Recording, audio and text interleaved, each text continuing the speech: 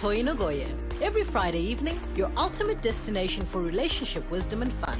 Explore the intricacies of relationships, uncover solutions to common challenges, and build stronger relationships with practical strategies.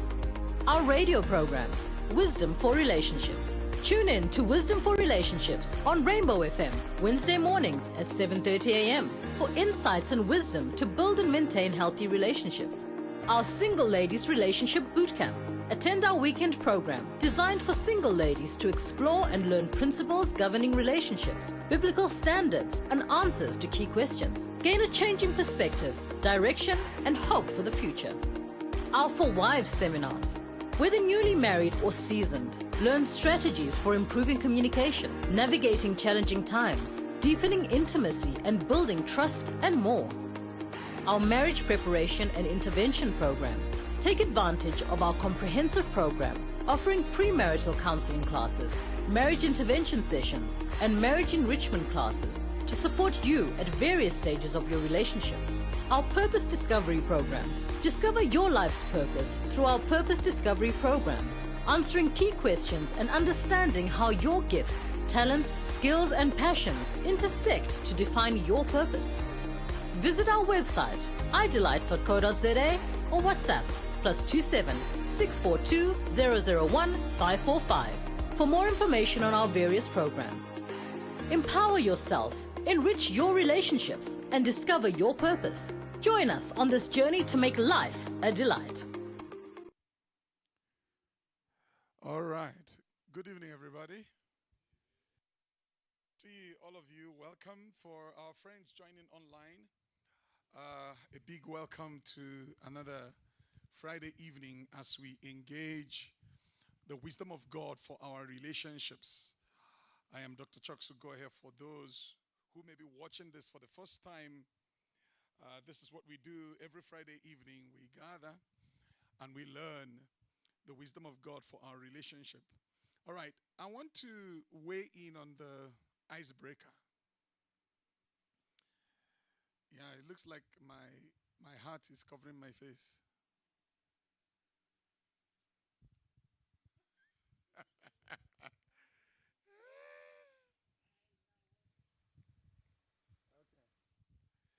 All right. Last week we started with the scripture where God was asking Cain, "Where is your brother?" And Cain answered God, "Am I my brother's keeper? Am I my brother's keeper?" Now, there's something very profound in that question that God asked Cain. It's a question that God is asking everybody in all types of relationship. Where is your brother? Where is your sister? And I established last week that is one of the most powerful keys in any relationship. Even in the church, as brothers and sisters, I learned a new word today, churchmates. Even as we are churchmates. as I didn't know there was something like churchmates. We church together, churchmates, schoolmates, housemates, churchmates. Okay. So, even as churchmates, that we look out for one another. We look out for one another. God was expecting Cain to know where his brother was. And that's why he said, "Where is your brother?"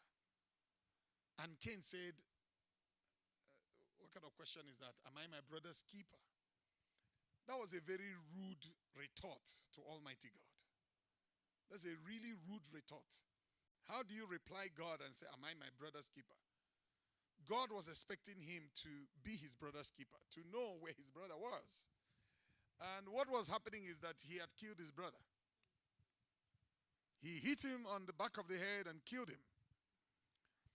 And now he shows up before God without his brother. that am I my brother's keeper?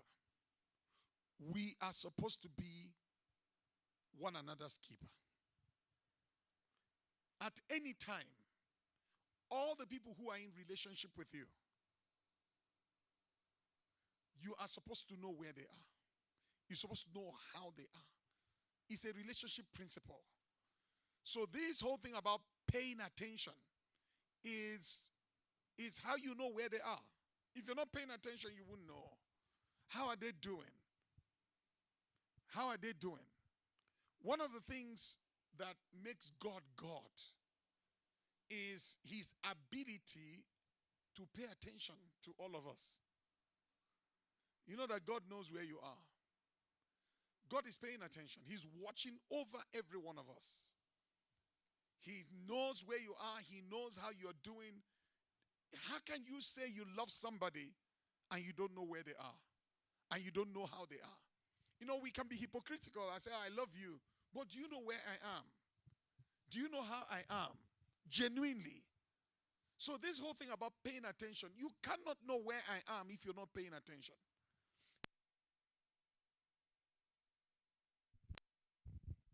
You cannot say you love me and you don't know how I am. And the only way to know how I am is you must pay attention. So the question this evening is not just about marriage. Friday evening is about relationships. Are we paying attention?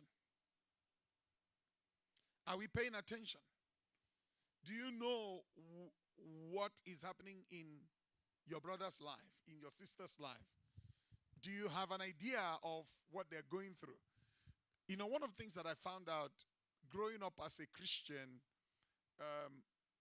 when I first got born again and started growing in things of God, do you know that God will not tell you anything about somebody that you don't care about? The only time that you receive revelation and about somebody, or God will wake you up to pray for somebody, God will ask you to go and give something to somebody, or go and support somebody, or speak to you about reaching out to them and helping them, is because you pray for them. If you don't pray for somebody, you will hardly, if the heart is not there, even when the Holy Spirit is trying to bring them to your attention, or trying to bring them up, you won't even pick it, because you are so lost in your own world, in your own things, that he's trying to let you know, but you're not even getting the signal. And there are many of us who God had, at one time or the other, prompted you to reach out to somebody, to help somebody, to stand in there for them, but you were not even available. Your mind was everywhere else. So paying attention is the currency for relationships. Paying attention is the currency for relationships. So I haven't seen this brother for a while. I didn't see them in church. Do I care? Do I care? There's this story I read. It's a well-known story. I can't remember the name of the lady now, but if you Google the story, it will come up. This lady lived in an apartment somewhere in the UK, and she died. And nobody knew she died. For like 3 or 4 years, nobody noticed that she disappeared from the surface of the earth. So her body decomposed in her apartment. Her neighbors they said there was a time they were perceiving a smell, but they didn't care. The TV was on. Now remember, in the UK there's no load shedding, so light is on. So the TV was on continuously. It took like 3 years or 4 years. And how did they find out that she was dead? She had set up her bank account for her rent to go through her account by a debit order, and there was enough money. So every month, it went. Every month, it went. So the accounts were being paid by debit order because there was cash in the account until it ran out. So now, landlord didn't get the rent. 1 month, 2 months, 3 months. So landlord came to check why the rent is not coming. That was when they found her dead, decayed, completely decomposed body in the flat. So the question was asked. She didn't have friends. She didn't have relatives. She disappeared from the scheme of things on the planet and nobody noticed. What kind of life? Just type this story, Google will bring it up. It's what kind, in fact, it's even in Wikipedia, because nothing like that has ever happened, that you died and disappeared and no one cared. No one noticed that you are not there. No one came to look for you. You know, it's crazy. So I think about that woman. What kind of life was she living? That she died and no one noticed. What kind of life was she living? She must have been an extremely selfish person. That she was not connected to any community. She was not connected to any group of friends. She disconnected herself from a family. I mean, she didn't drop from the sky. She was brought up in a family. Her brothers and sisters didn't look for her. Mother, brothers, aunties, cousins, nobody. Schoolmates, no one missed her. What kind of life was she living? Let me tell you what it was. She paid no attention to anybody. And what she sowed is what she reaped. She paid no attention to anybody. So, no one paid attention to her. So when she disappeared, no one noticed. No one missed her. No one missed her. That's terrible. That's really terrible. No one missed her. Life continued for everybody. It took 3 years. In fact, the only reason why, so if she had like $1 million or whatever, by now they would still not find out that she was gone. All the money, I mean, the rent would have continued running by debit order and nobody would notice. That's terrible. She lived a life that we are not supposed to live. A life of isolation. A life, you're a loner. You've been a loner for a long time. People gave up. Because that's what happened. She had been a loner for a while and people gave up. People gave up looking for her. People gave up trying to chat her up. Because every time you checked up on her, she never responded. You never. So people gave up. So basically, people gave up. And you know how life is. With every relationship, and this is very important, with every relationship, if you don't service it, it dies. That's the thing about relationships. If you don't service it, it dies. Think about people you went to primary school with. If you have not been intentional to keep in touch with them, the relationship is dead. If you find them 10 years later, they are now strangers. They are not strangers to you. You can remember old times. You can remember when Mrs. Agnes was your, classroom teacher in grade 2 or grade 3. That's all you know. That's all you're going to talk about. So, and the reason why the relationship died, you were not intentional to keep the relationships alive. So this thing about paying attention.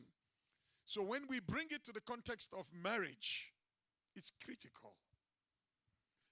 And it's not just about marriage. It's about all relationships. Are you paying attention? Are you paying attention? There's a scripture I want to show you.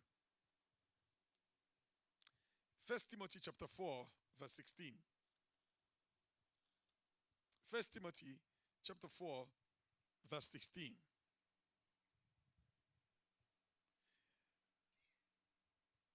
Are you there? Look at what the Bible says. It says, take heed to yourself.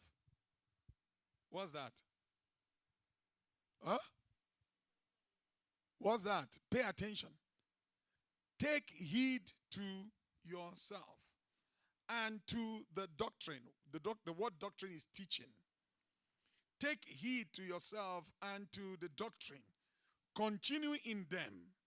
For in doing this, what is this? Paying attention to yourself and to the teaching. Continue in them, for in doing this, you will save both yourself and those who hear you. You will save both yourself and who? And those who hear you. Those who hear you are those you are in a relationship with. Those who hear you are those you are in a relationship with. Remember that relationship is about communication.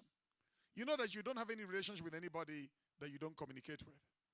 So it is them hearing you that actually establishes the connection. So anyone who receives your words, who hear you, who you talk to, the more you talk to them, the more you develop a relationship with them. So if you want to develop a relationship with me, you're going to be intentional to find time to talk to me. And the more we talk, the stronger our relationship. So the more you hear me, the more I hear you, the stronger our relationship. So what he's talking about there is a relationship. Those who hear you, those who you have a relationship with. Pay attention. So that divorce lawyer may not be a Christian, but he was preaching this scripture. He was preaching the principle in this verse. Paul told Timothy, take heed unto yourself, pay attention. So he spoke about three things: me, you, we. Me, you, we. So, what happens if I pay attention to me, but I don't pay attention to you? What happens? Sorry? Yes. Would there be a relationship? There will be selfishness strongly present in the union, in the relationship. If all I did was pay attention to me, but I never paid attention to you, you will feel neglected. You will feel uncared for. You will feel disconnected from me. So there won't be a relationship. So if our relationship is a formal relationship, let's say a marriage, so what is keeping us together is the notion that we are married. There is actually, in practical terms, there is no relationship, because all I'm doing is paying attention to me. So what happens if I pay attention to you, but I don't pay attention to me? Come on. If I'm paying attention to you, but I don't pay attention to me, what happens? I lose myself. That's exactly what it is. I lose myself. So I'm here catering to your needs, trying to help you, trying to minister to you, trying to, solve your problems, and I don't pay attention to me. I lose myself.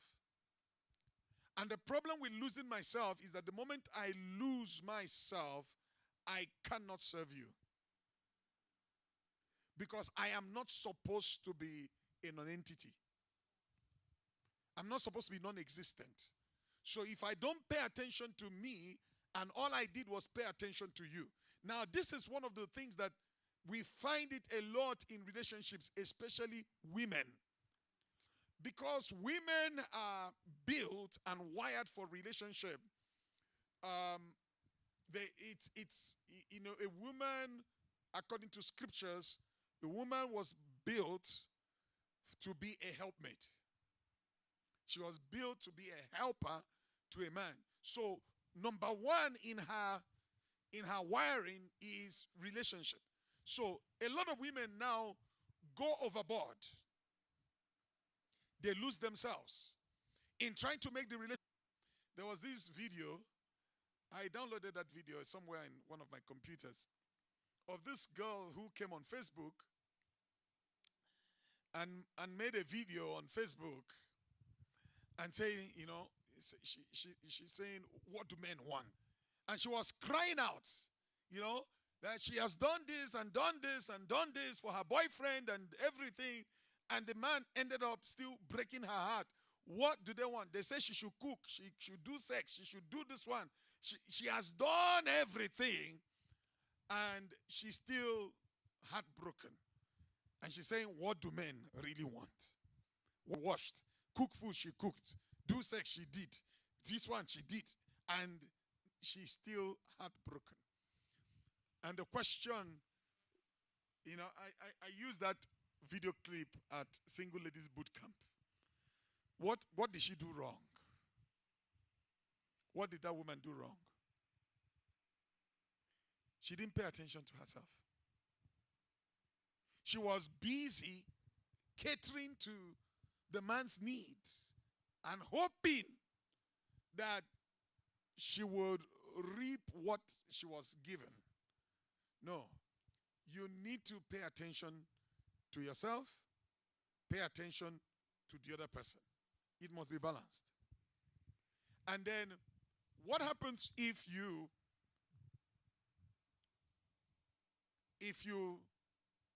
don't pay attention to me? I don't pay attention to me. I don't pay attention to you, but I pay attention to we. Is it possible? Think about it. It requires thinking. Think about it. Is it possible? I pay no attention to me. I pay no attention to you, but I pay attention to we. Is it possible? Can I do that? Okay, I want to hear. Let's discuss it. Let the mic move. Where are the mics? Yeah. People online, we need your contribution to the conversation. I think it's possible. It's just, but I think it will not, you won't give the best to the we. You would only be servicing the we. Basically, you are keeping appearances up.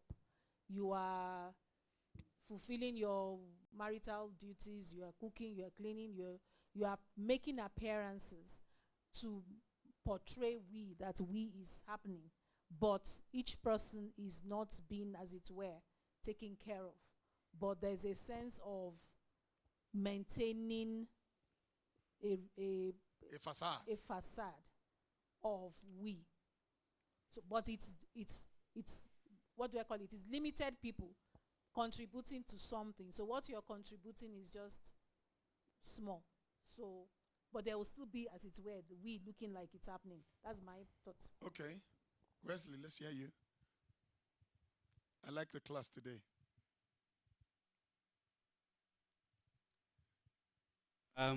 Yes. It's loud. I'm struggling to see how that's possible. Okay. Because the ingredients of the we is you and the other person. Yes, yes. So if I'm not paying attention to me and the other person, I don't have the ingredients to even make we possible. Okay. Unless, like what you're implying, that then you're acting. Yes. So there are a lot of, let's talk about it. There's a lot of married people who have an appearance of a we, but there's actually no relationship. It's very fake. It's very superficial. So they publicly, they act like we exist. They act like we exist, but there's no we. It's a facade. It's a mirage. It's a mirage. And it won't last. There's no longevity to it. there's no resilience to that we, because it's a facade. It's like a smoke screen. You see it, but there's no solidity to it. Because solidity in a relationship comes from the bond we share. It comes from the bond we share. It comes from the commitment that we have. It comes from my heart and your heart caring for each other. That's what makes the relationship. That it comes from deep within. Have you ever related with someone who you found out that what they claim they have for you is fake? Have you been there? I have. They act like as if they really care, but they don't. How do you know?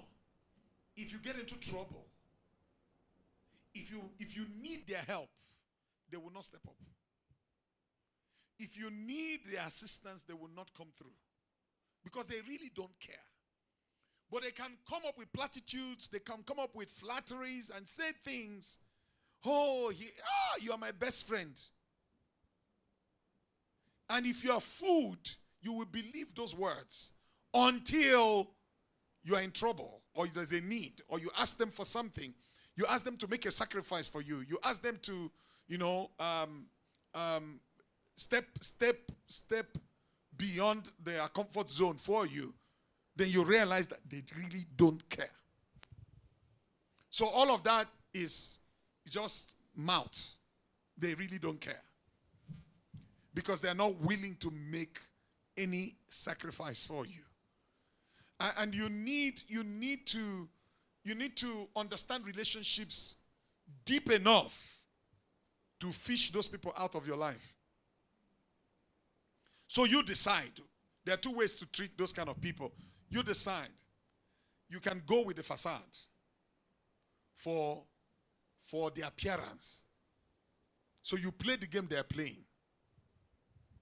If that game is benefiting you in any way. There's a bumper sticker I saw once I was driving. A car bumper sticker. It says, improve your image, be seen with me. Improve your image, be seen with me. So, if their image is creating value for you, then you keep up with the appearance that there's a relationship. If, for instance, the appearance or the frolicking together generates value for you, and it's possible. Yeah? It's possible. I read a story, or I heard a story, someone told the story of a very well accomplished lawyer, like a high profile lawyer. So there was this young lawyer who needed mentorship from him. So this young lawyer has been trying to, get some time with the older, very well-established lawyer. But it wasn't working. The guy was too busy and something like that. So one day at court, the older lawyer realized, I haven't really helped this guy. And he came to me a few years ago for help. I haven't really helped him. So I'm going to help him today. So, I don't know if you've ever been to court. But if you go to court, like a busy court, it's all lawyers everywhere. So the big established lawyer called that young man. And he came. He called him, and they went and stood in the corridor. The corridor where everybody is passing. So he stood there and began to talk to him. The young lawyer didn't understand what he was doing. But he was talking to him. Well, tell me, how are you doing? So he was talking to him. While he was talking to him, people were passing. People were passing. People were passing. So he was just asking him questions and talking to him. The young lawyer didn't understand what he was doing for him. People were passing. All manner of members of the learned community were passing. And people were shocked that this young lawyer actually knows this very high-profile lawyer and knows him so well that they're spending 15 minutes, 20 minutes, 30 minutes on the corridor. So after 30 minutes or so of just talking random things, he shook his hands. He entered his car and he says, "I'll see you on the other side." And he left. The young lawyer did not understand what he did for him. But immediately he left, entered his car and left. People started coming to the young lawyer. People started coming to him to talk to him, to give him briefs. And what that guy did was to transfer his reputation to the young lawyer. So automatically people began to think that the young lawyer was somebody. That he was, you can't have this man talking to you without you knowing something. That's the assumption. And right from there, he got briefs that gave him the breakthrough of his life. And that's all that older man did, was just to transfer his reputation. So this thing of, improve your image, be seen with me. There's value in it. Imagine, just right now as it is, somehow Donald Trump calls me and he's spending 30 minutes with me. Do you know what that means? So when we're talking about the we, so if someone doesn't really care, but their image does something to you, for you, then, just play the game. It's a game. Just play the game. Yes. So play the game for the benefit of being seen with them. But don't fool yourself to think there's a relationship. There's no relationship. So just play the game, get the benefit of the game, and don't expect more than that. Number two, if there's no game to play, in other words, there's no benefit, get rid of the fake. Get rid of the fake. All right. Okay, that was I hope you got something from that. Okay, let's get to our conversation for today. For the whole of the month of November, we have been talking about building resilient relationships. Today, I want to touch on laying the foundation for building a strong and resilient long-term relationship. Laying the foundation. Now, there's something that I want to bring out here. And please, I need you to listen.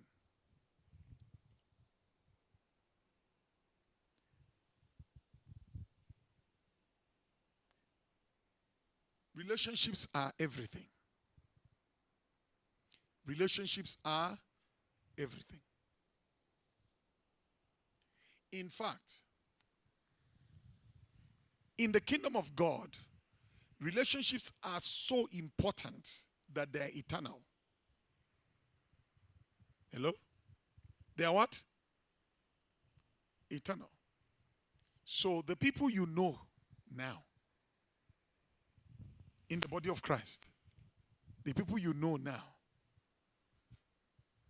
you will still know them in heaven. So the relationships that we have here will carry on there. So you need to be careful how you manage relationships and how you build with people. One of the things that I have come to know in my few years of being on this planet, they say the world is a small place. The world is a small place. Every time you have an opportunity to relate with somebody, make sure that you treat the relationship with utmost care, because you don't know where you meet again, and you don't know who knows them. You don't know who knows them. You don't know who they know. You don't know where they're going to meet. It's so important that you are above board and a person of integrity in all your dealings with people, because you don't know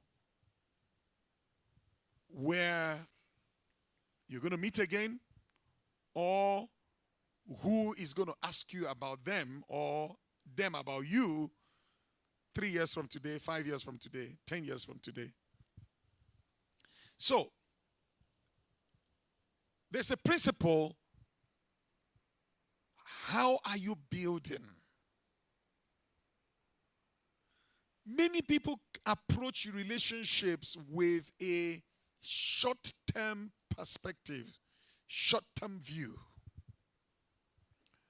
And we don't think long. We don't think far. The only reason why you would undercut somebody, or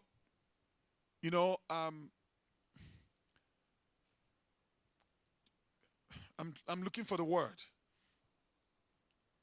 mistreat somebody,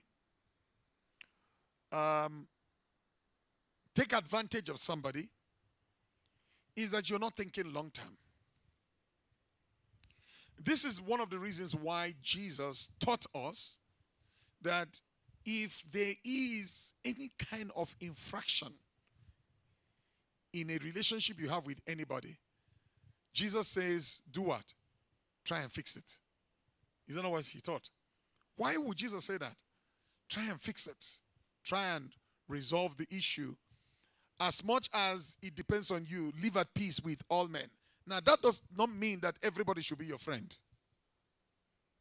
Some people are better, you love them from afar and leave them far, far away, because their influence on you and what they bring into your life does not sit well with where you're going. So you leave them from afar.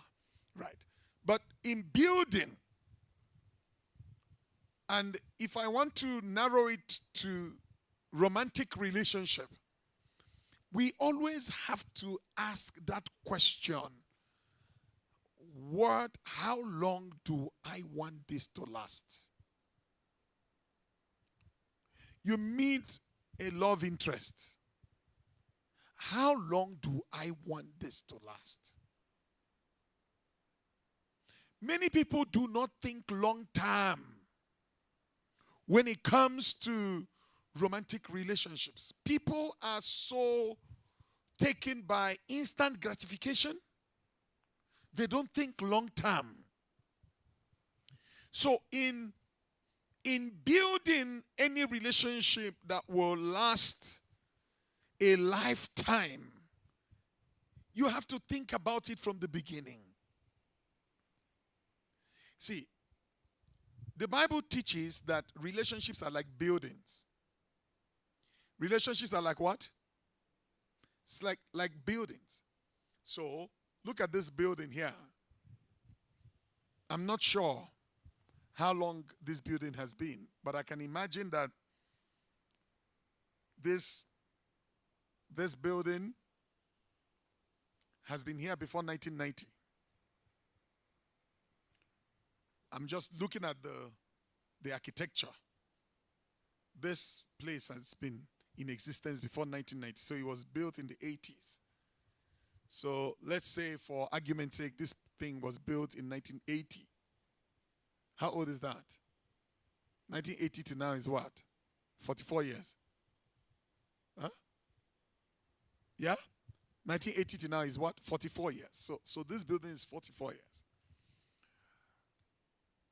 All things being equal, this building can last another even 100 years, even more. There are those buildings in Europe. If you have seen pictures of, buildings in Portugal, in Italy, in Austria, some of those buildings were built in 1200. Yeah. I saw pictures yesterday of some buildings in Portugal. When you look at this thing, like this is coming from 13 something. And it's still standing there. So 600 years, 700 years, it's still standing. Solid stone. They used to build those things. What determines the longevity of a building? What determines whether a building will last 10 years or 200 years or 500 years? What determines? Come on, let's go. Foundation 1. Sorry? Structural integrity. Okay. There's something else. The material. The material with which you built. If you see those buildings that are 600 years, there's a temple in India. I think it was in 2007. I was there, and they said this temple is more than 5,000 years. It's more than 5,000. 5,000, not weeks, years. Not hours, 5,000 years. When you look at that temple, the material they used to build it is what is giving it its longevity. Stones. See, if you use grass to build a building, there's no way the grass building will last 50 years. 100 years. Even wooden buildings, there are these wooden buildings that, America uses wood to build. Those buildings can't last 200 years. If you want them to last, then you have to keep treating the wood and keep maintaining the wood. And it has to be very hard wood. What's the point I'm making? The material with which you build determines how long the building will last. It's the same thing with relationships. What are you building with? And how are you building? There's a scripture that says, if of the flesh, if you sow to the flesh, you will of the flesh reap corruption. Sow to the flesh, you will of the flesh what? Reap corruption. And so to the spirit, you will of the spirit reap everlasting life. How you are building, what input you are making in the relationship. If it's coming from the flesh, you will of the flesh reap what? Corruption. What is corruption? Rottenness. Hello? It will be what? Rottenness. So if you are wanting to build solidly for the longest time, you must pay attention to your foundation. You must pay attention to the materials that you are using to build. So, in the context of relationship, your foundation is critical. For all the single people, what is the foundation? What is the foundation? When we're talking about foundation in a relationship, when does the foundation start? Yes. When does it, if you meet a beautiful girl, you saying hello, and she says hello back. When does the building start?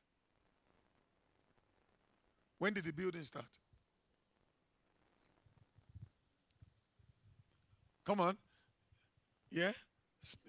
No, you need to use the mic. When is the building officially started? When you commit to each other to start a relationship. Okay. So when we have that conversation, and I say to you, I love you, and you say you love me back, and we both agree that there's a relationship here, that is when the building starts. So you don't have any relationship with anybody until we have that definition service. I call it a definition service. And this is the problem. Let me backtrack a bit. A lot of single people, especially women, assume that a relationship is on because a guy is nice. Because a guy is paying you attention. He's checking up on you. He picks you up to church. He visits you. He sends you money. He buys you a gift. Or whatever it is. That is not a confirmation that there's a relationship. Because somebody is spending time with you and and you talk to the person, doesn't mean there's a relationship. A relationship, I'm talking about a romantic relationship, only is confirmed when both of us know what we're doing. Hello? When both of us know what we are doing. So we have talked about it. We have talked about it, we've discussed it, and we both agree. At that moment of agreement, the relationship officially starts. And it is then that we have our foundation issues, the foundation pegs are beginning to be put in place. And I'm saying something to us today. You can't say I'm in a relationship with somebody and they don't know that you're in a relationship with them. You can't assume. I even hear girls say, oh, he's my boyfriend. My boyfriend. The guy says, boyfriend from where?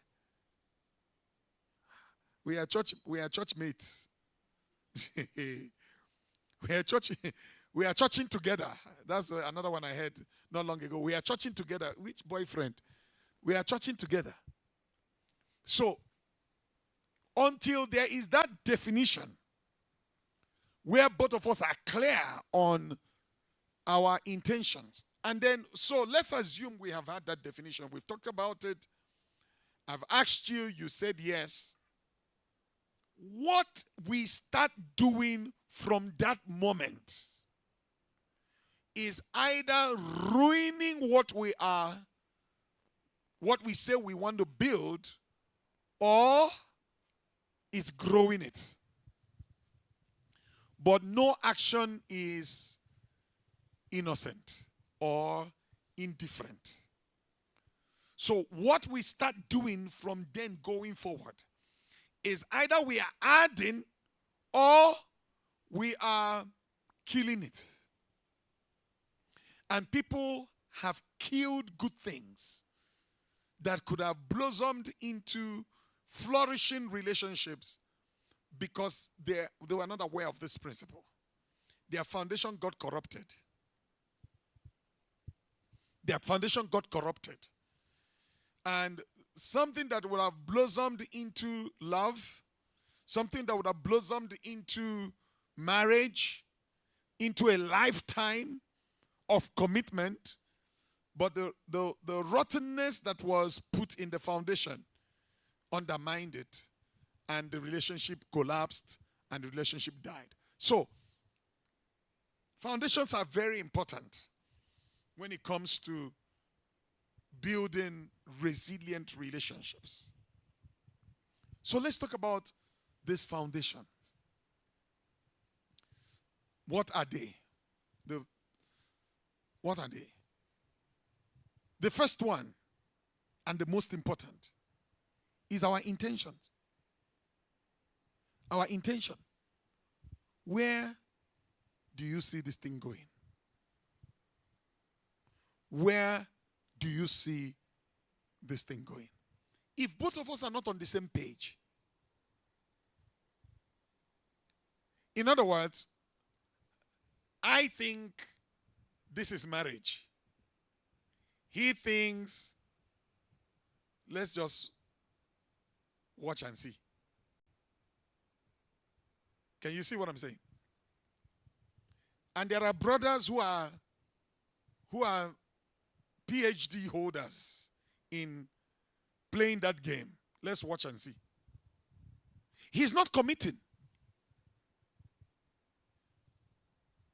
The girl wants to settle this thing, wants to establish it. So she starts throwing everything she has into it. But he is not committing. So do you think they are building together? They're not. She is investing emotions, money. And if she's stupid and not well raised, she throws her body into it too. So she's cooking. She's doing this one. She's doing that one. But the man didn't commit. What do you think is going to happen 6 months down the road? What do you think is going to happen 1 year down the road? Somebody's going to be hurt. Because both of you are not on the same page. Both of you are not on the same page. So whatever it is you are throwing into the relationship, the guy doesn't see it that way. So you think I'm building for the future. The guy doesn't see any future. And sometimes, and this is where I'm going with this. It's ungodly. It's wrong for a man. In fact, also I've seen it where it's also, the other way we flip it, a woman. You receive all of these investments, but you don't see a future. I once, got the I heard a story of a guy who was paying school fees. He was paying school fees, paying for this girl through university. When she got her first degree, she said she wants to do a master's. The man said, I'll pay. And he paid for the master's degree 2 years. 4 years, bachelor's degree. 2 years, master's degree. And when, on the day of the graduation, after the master's, the guy says, so now the master's is done, you've got it. Can we talk about our wedding? The woman says, which wedding? What are you talking about? The guy says, our wedding. The girl says, which wedding? So the guy thinks she's joking. The girl says, no, I have no intention.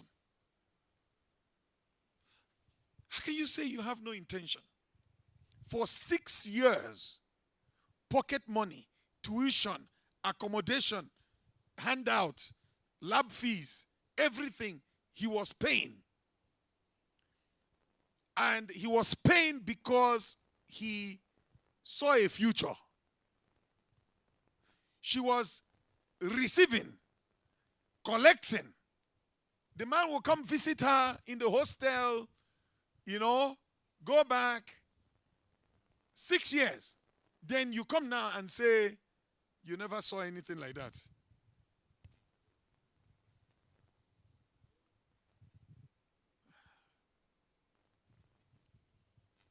True story. True story. And it's happened so many times. And when they started asking the girl, she says, no, he's not my type. He's not your type, but you collected his resources for 6 years. You are evil. You are evil. You are so evil, it's not even funny. It's the same thing on the other side as well. So, this is why, for you to say you are in a relationship, don't make assumptions. You need to ask that question. What are we doing? And as the journey is progressing, we need to keep asking the question, are we still headed in the same place? Hello? Are we still what? Headed to the same destination? You need to know. You know, one of the things that, one of the ways to know that a person is not building long term with you is that they are not interested in future plans. Every time you bring up future plans, they don't want to have a conversation around it. They don't want to talk about the future. They don't see you in their future. So every conversation around the future, they don't want to talk about it. That's how you know. In fact, it's a major red flag. The guy doesn't want to talk about the future. Or the girl doesn't want to talk about the future. Or when you ask them for their plans, how they see themselves 5 years from today, 10 years from today, you are not there. When they describe that future, you don't see yourself there. It's a telltale sign. You know that you're not building anything with them. So it's important that this foundation issues, do we have an agreement of where we're going? Do we both mutually agree? See, once the agreement is there, one of the things that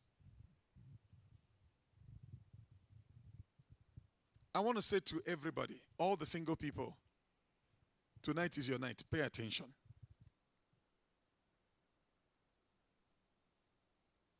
If you are seeing a future with this person, build for that future. Build with that future in mind. Meaning, whatever it is we're doing today that will not add to that future, we mustn't do it. Anything that we do today that jeopardizes that future, we mustn't do it. Because we need to protect that future. It's the same principle even in a marriage. The only reason why marriages collapse is that people stop caring about the future. Because if you are mindful of the future, that I want to still be with this person 20 years from today, there are some things you won't do now.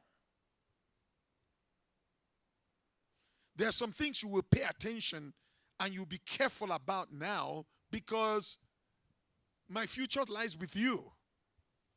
So I am careful what I do today. Because isn't it that the future is the accumulation of what you do every day? Hello? Is that not what the future is? It's what you do every day that eventually makes the future. All right. So, some of the foundational things, let me go through a few of them. There has to be stability and security. Do you feel secure with this person?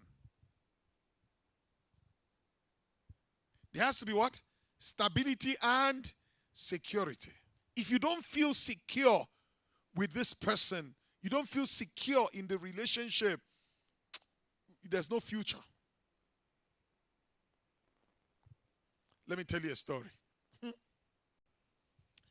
When I was a final year student at the university, this is way back in 1992, a young engineer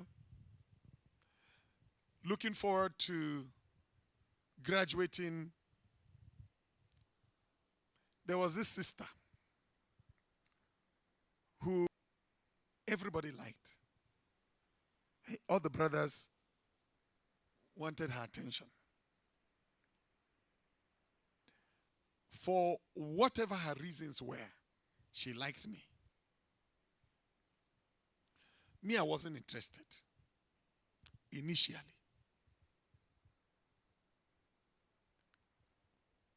But she made effort. She made, in fact, serious effort to be friendly. I remember asking myself in March 1992, what's wrong with you? Why are you not paying attention to this girl? So, March 16th, 1992, I can never forget those dates. I opened my heart to the possibility of a relationship with this girl. If you put it in another way, I fell in love. And my heart was taken. And I remember we used to talk a lot. And as we talked, one of the things that made was that there was no security. I was dreaming about a future. She was not talking about a future. And I was very unsettled about it. So I found myself very insecure in that relationship. For some reason, I couldn't, not that, now I know things. That can never happen now because the telltale signs will be. But then I didn't know what was wrong. But I just knew that I didn't feel secure in this relationship. To cut the long story short, August 9, the same year, she broke it. So now, with hindsight and the things that I now understand about relationships, because there was no security. Didn't. I could read it.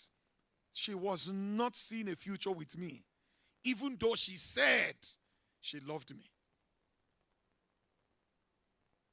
So, and that relationship ended, broke my heart. It really seriously broke it in pieces.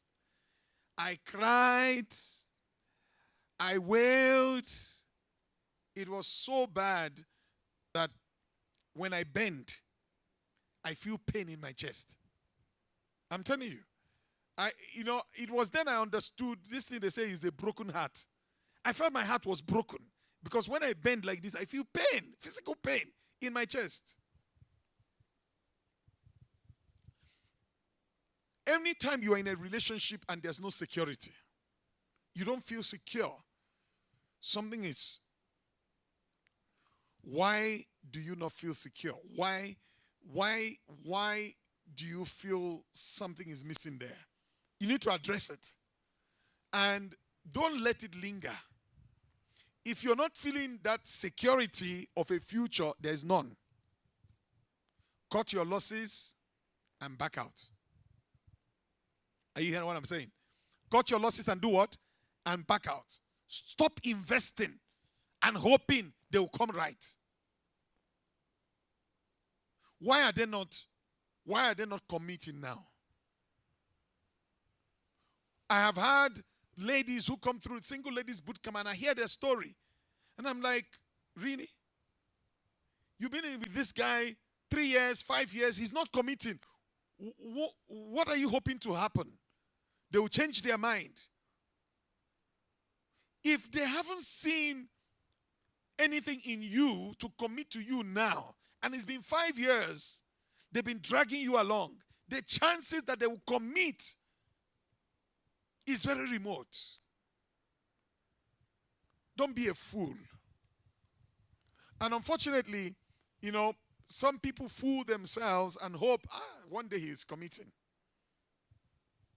And one of the things that, breaks my heart, they throw in everything. They throw their body.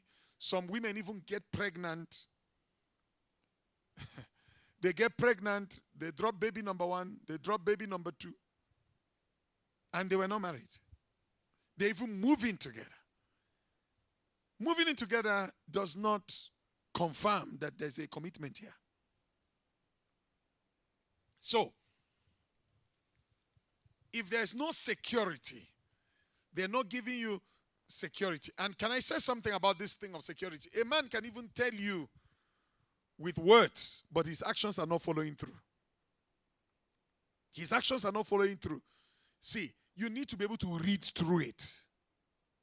Hello? Hello? Are you here? You need to be able to read through it. See, it takes your thought, your actions, and your words to line up for there to be integrity. Are you hearing what I'm saying? Your words, your actions, and what? Your thoughts must line up. So when you are trying to confirm security in a relationship, you need to read those 3 things. What are they thinking? What are they saying? And what are they doing? Is it lining up? Are they congruent? Are their actions congruent? So, let me give you an example of their actions not being congruent. They say they love you, but they can switch off on you for 1 month. You've not heard from them. They're not checking up on you. They're not calling you. They disappear for 1 month. And then they show up again. There was a lady once that came for a single ladies boot camp. She came from Botswana. And she was saying, no, she was in this relationship with this guy who's a pastor. But she had noticed the pattern. The guy only remembers her month end when she gets paid. Only when she gets paid, the guy remembers. That's when the guy checks up on her. That's when the guy calls her. Only month end, when after 25th, when money has come in. And then she will share some money with him and so on and so forth. 30th, then from the first, he disappears again. And she thinks she's in a relationship. She is not in a relationship. Because the actions do not confirm commitment. So if somebody just ghosts and disappears, and they don't call on you, they don't check up, they don't ask after you, and then you tell yourself you have a boyfriend somewhere, please, don't be stupid. There's nothing. Every time somebody says, I love you means I'm committed to you. I love you means I am with you. So you can't disappear. It's the same thing with, even, I know this as a pastor. You know how people say, no, pastor, we are with you. Pastor, we are with you.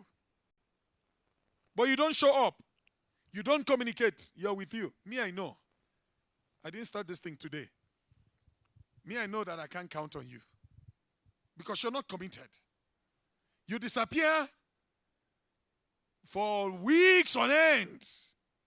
I'm with you. How? I know you're not. There's no security in it. So, security and stability is a foundational block.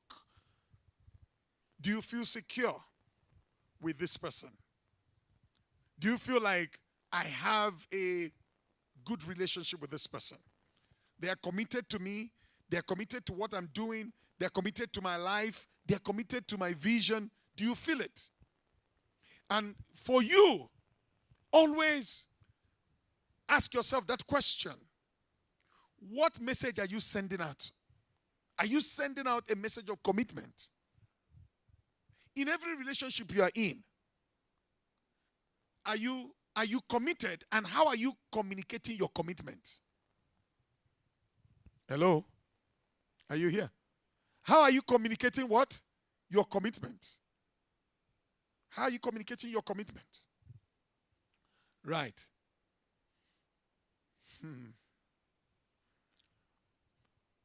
We're talking about foundational blocks. Number 2,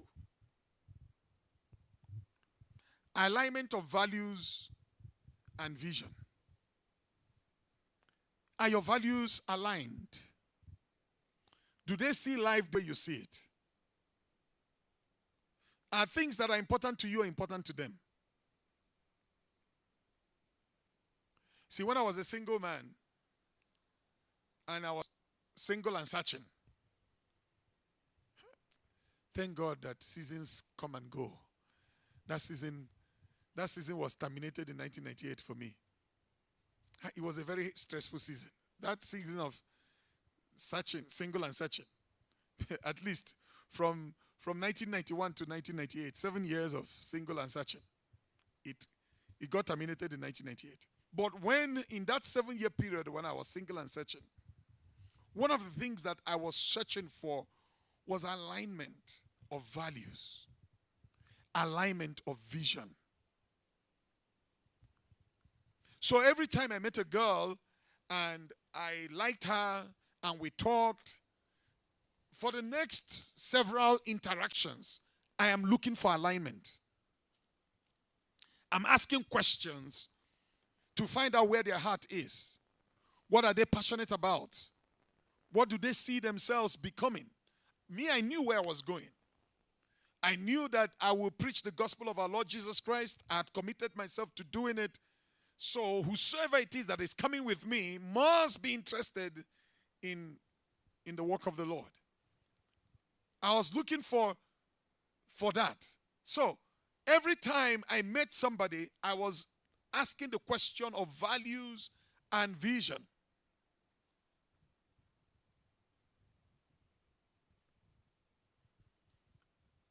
Okay.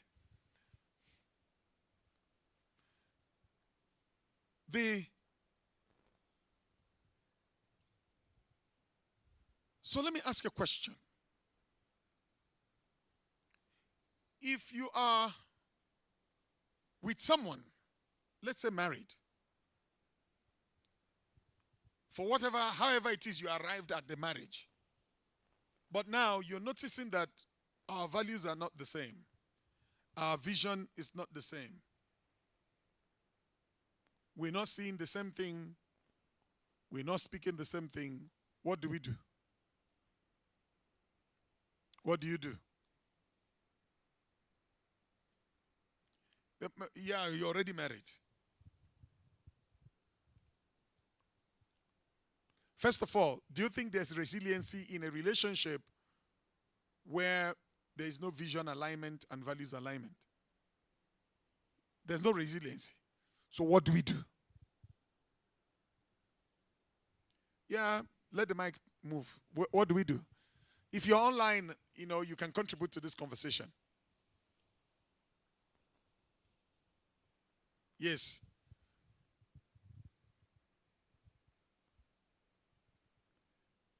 Yes. We need to have those conversations to get back to basics of what is going to make our relationship last.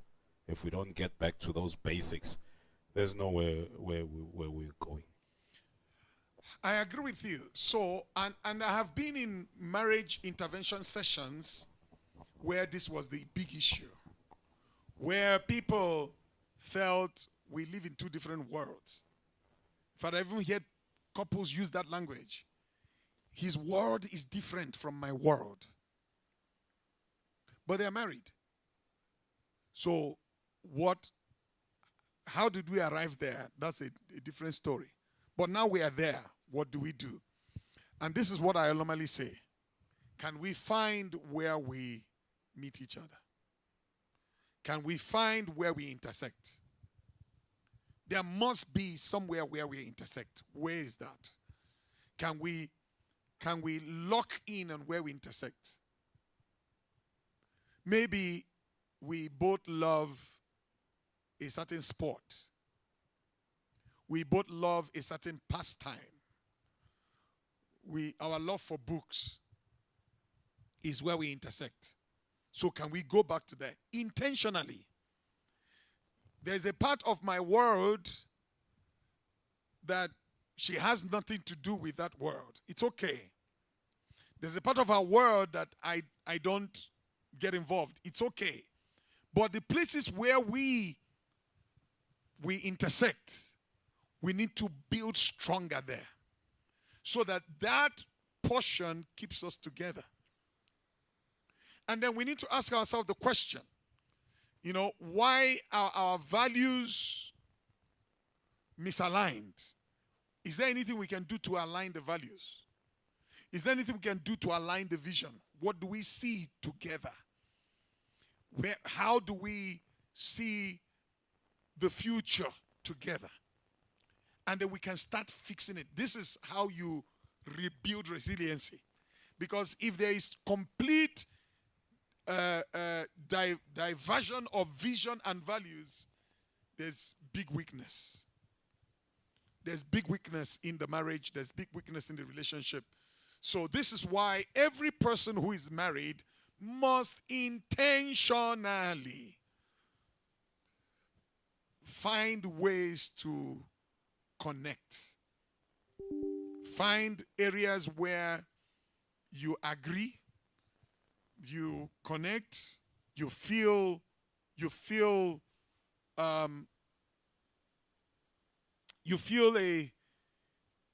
a oneness with this person. It could be your passions. It could be whatever it is. Something attracted both of you. And this is why I say this to single people. When you meet somebody, build a relationship of friendship with them. Be friends. Unfortunately, people don't build friendship. They get emotional, they get sexual, but there's no friendship. And people think sex will keep a relationship. Sex never keeps any relationship. If sex kept a relationship, there will not be baby mamas and baby papas. There won't be such. If sex kept relationships, it doesn't. So, what keeps a relationship is a friendship. Build the friendship. And you can intentionally build a friendship with somebody. You build a friendship, you find where you connect. You find how you connect. And you build on the things that you connect. I have friends all over the world. And some friends, became my friends because we were in school together. So I have those friends. We were friends because we were schoolmates or we were classmates. I have friends that they are my friends because we share an interest. There's a friend I have. What made us friends is our interest in reading. I love books. And one day, that's actually how we became friends. I had books with me. And then he saw some books. I was like, you know this book? I said, yes. We started talking about the book. And he knew the book. And then I found out that he loved books. Just like I love books. Then he invited me to his library. Oh my God. I thought I was acquiring a library until I saw his. He had all manner of books. So we became friends based on our love for books. So I will borrow books from him. He will borrow books from me. We'll talk about books. And we became friends. And we are still friends today based on books. In fact, it was that brother that introduced me to Dr. Miles, his books. That's how I got to know Dr. Francis Miles, because it was his books. So, and eventually, when I met Dr. Francis Miles in person,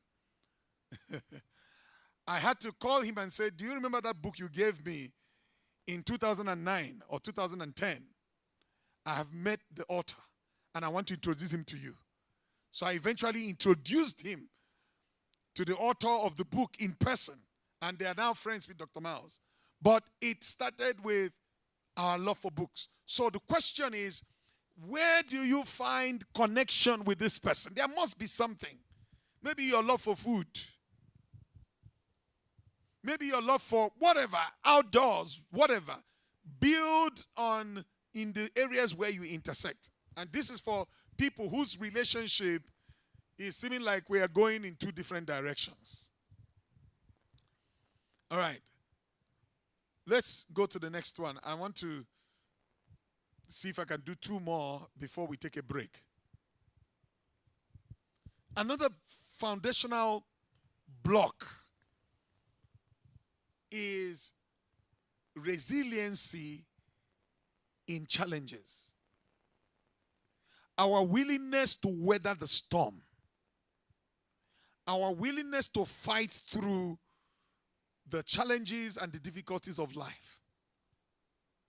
You know, how you know a fake relationship is when you get into trouble or you get into difficulty and they're not there for you.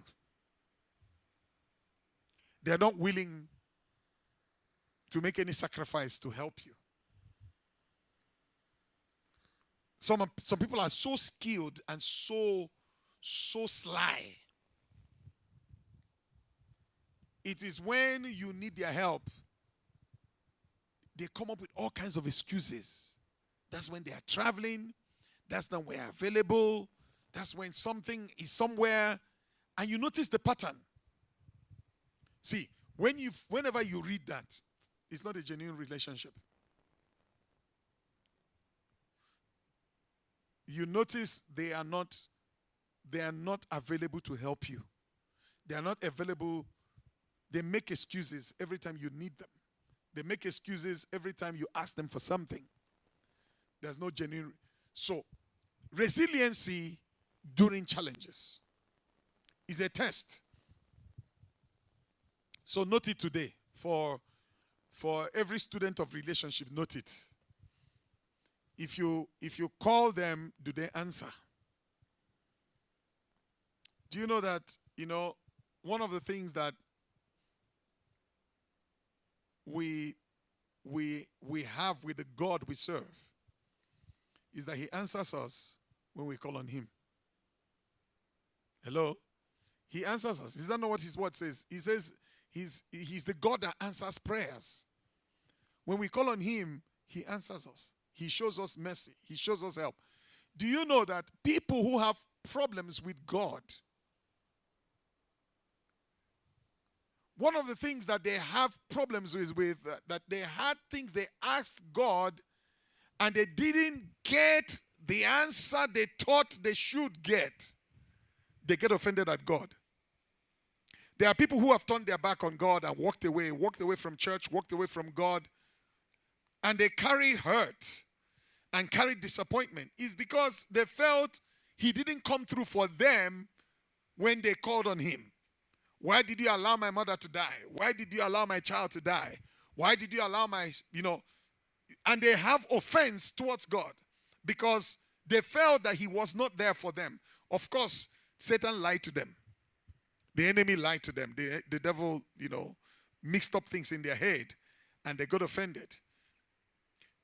So, our willingness to stand with people when they need them, when they need us, is one of the ways that we build strength into a relationship.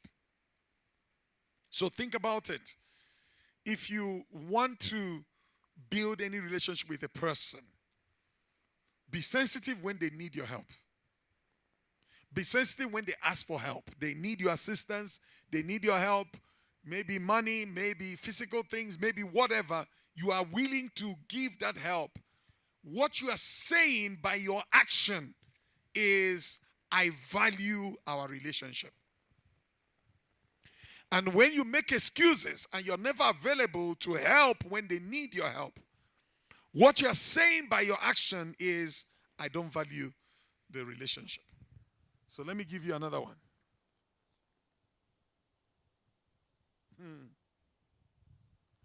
Trust. Trust. Do you trust them? Do they give up vibes that make you unsure where they are concerned? Do they do things? Ask yourself that question. Are you trustworthy? Are you trustworthy?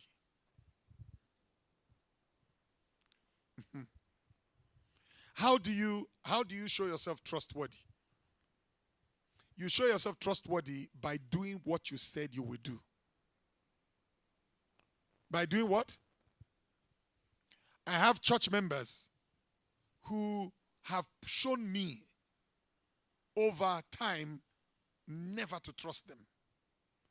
Oh, Pastor, I'm going to be there. And they never show. I'm coming on Sunday. And they never show. You need help for this conference. I'll be there. And they never show.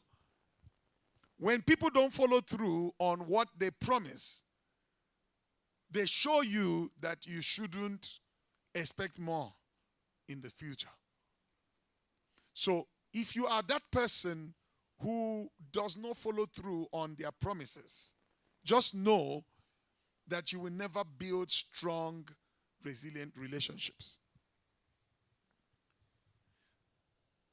What do you do with people's vulnerability?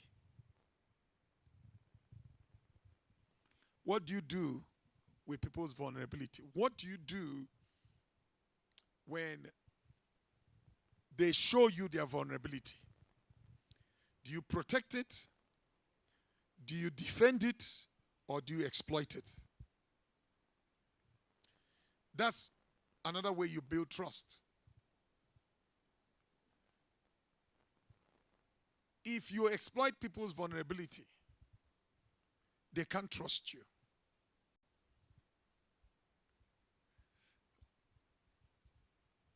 Okay, let me give you the last one, and then we take a break.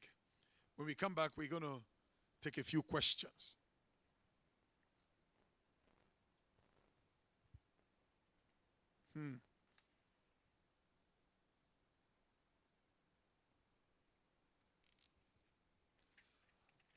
Mutual respect. Mutual respect.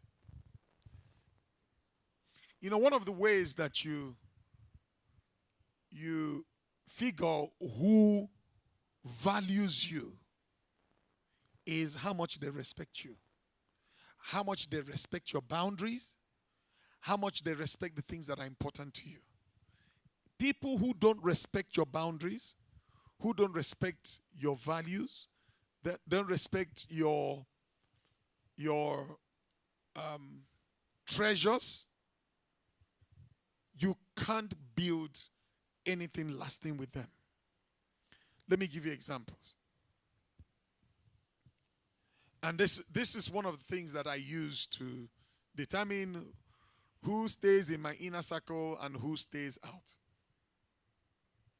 Those who know me, my friends, know that most of the days, except I'm preaching, ministering like this, 8 o'clock I'm in bed.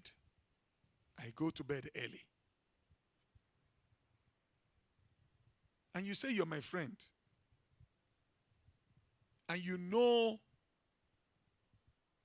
that 8 o'clock is curfew. Was light out. But you keep calling me at 8:30, at 9 o'clock every day. Me, I'll start looking at you with one corner of my eye. You do it, and I pick up your call, drowsy, and I hear it's not an emergency. It's not like you're in emergency. Of course, if it's an emergency, I understand it. But this is not an emergency. And I say to you, dude, I'm in bed. Tomorrow you do it again. Next tomorrow you do it again. When I notice that you are consistent in not respecting my boundaries, I know that you are a person that I can't build a solid relationship with. It's something when you are dating a girl and she says, I don't want you to touch me. And you continue trying to touch her. Girl, run. Do what? Run.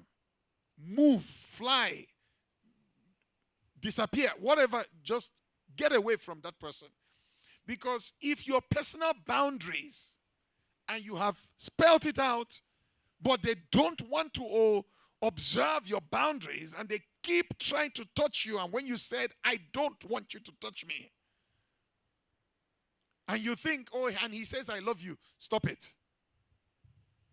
If you love me, you'll respect my boundaries. Write that statement down. If you love me, you will what? Respect my boundaries. Whether they're boundaries of time, whether they're boundaries of resources, if you love me, you respect my boundaries. People who don't respect your boundaries are not wanting to build long term with you. Let me give you examples. And what I'm saying to you right now is so profound. They say, borrow me money. I will pay you back on Monday. You borrow them money. On Monday, they are quiet. On Monday, they are quiet. Monday turns to Friday. They are not saying anything about the money.